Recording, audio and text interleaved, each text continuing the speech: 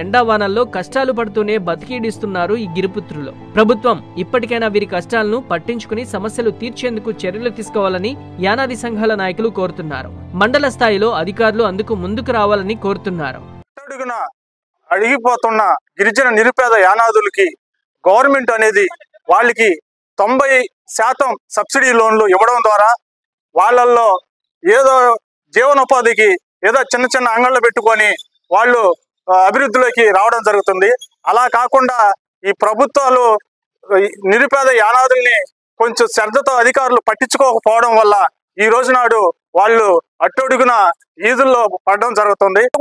ఏదంటే యానాదులు అంటే అంత నిర్లక్ష్యం అయిపోయింది. ఒక మండలాధికారి ఒక యానాదుల పట్ల, ఒక సంఘాల పట్ల, వివిధ సంఘాలు ఒక మండలంలో అధికారుల ఆవరణలో ఉంటాయి.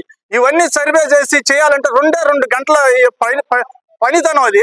ఈ అధికారులు గుర్తించకపోవడం వల్ల ప్రభుత్వం ఎన్ని సంక్షేమ పథకాలు ఇచ్చినా కూడా ఈ మండల అధికారులు చేసే తప్పిదం వల్ల ఈ విధంగా యానాదులు ఈ అన్యాయానికి గురయ్యి ఈ రోజు సిటీలలో, టౌన్లలో, బిల్డింగుల్లో వివిధ గృహాలు వలసలు వెళ్లి పాచి పనులు చేసుకోవడం, చిత్తు కాగితాలు ఏరుకోవడం, చెత్త కుండీలు అన్నం తినడం జరుగుతుంది. అధికారులు, జిల్లా అధికారులు గుర్తించి ఇక్కడైనా యానాదుల పట్ల శ్రద్ధ వహించి సర్వే కరెక్ట్ గా చేసి, అంటే విచారణ అనేది ఒక్కొక్క యానాది సంఘానికి వెళ్ళి అధికారులు వెళ్ళి దాన్ని సమగ్రంగా గుర్తించి ఎవరికి ఏం లేవు అని చేయగలిగితే 2 గంటలు, నేను చెప్తున్నా, మళ్ళీ చెప్తున్నా, 2 గంటలలో యానాదుల్లో చైతన్యం తీసుకురావడం అవుతుంది. వాళ్ళు అభివృద్ధి చేయడం జరుగుతుంది. చలిమంటలు వేసుకుంటూ, చిత్తు కాగితాలు ఏరుకుంటూ ఆటలు పాటలతో జీవితం గడిపేస్తున్నారు ఇక్కడి చిన్నారులు. వీరి బాల్యం ఇలానే గడిచిపోతోంది. చదువుకు నోచుకోలేని దౌర్భాగ్యం వీరిది.